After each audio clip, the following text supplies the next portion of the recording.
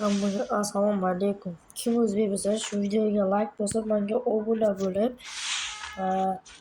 короче, shu video oxirigacha ko'radi. Hozir ketdik. Короче, hozir nimaga unaqa deyapman? O'zbekistonga Tojikiston o'ynayapmiz. Hozir 3 shot qo'yib berdim. Qotib o'tirdim. Хорошо. Qotyapti mana, qarab turing. Endi bermayman, qayta fora bermayman.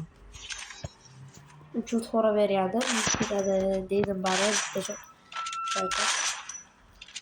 Ketimizda yo'lashga boshlaymiz.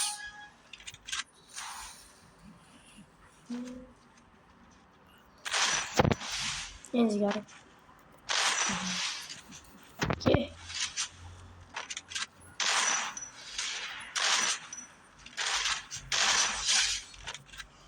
Yaxshi ketdi.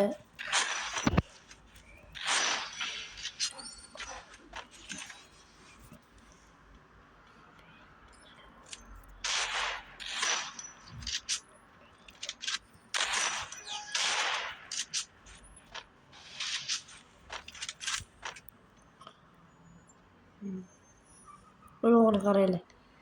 Ko'rayotganlaringizdek oyog'i ko'rinadi. Ko'zda Krisada bu. Qarang.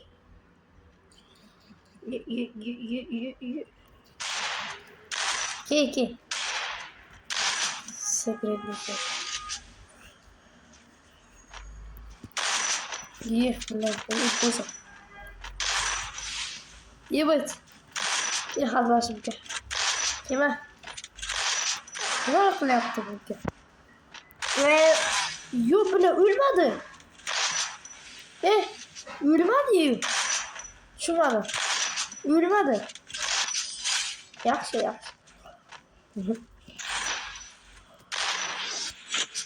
Bu video YouTube'ya çıkaracağımızı edik. Böyle. Oxirgi shot Krisani qo'ygan kerak.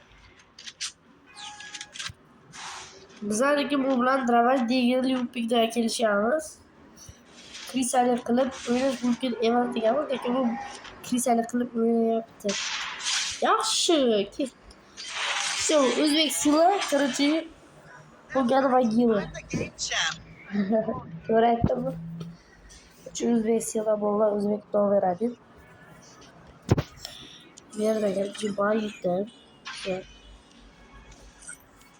Hammangizga rahmat. Meni ko'rganlaringiz uchun. Sog'liqlar uchun. Hozir bu videoni YouTube'ga qo'yib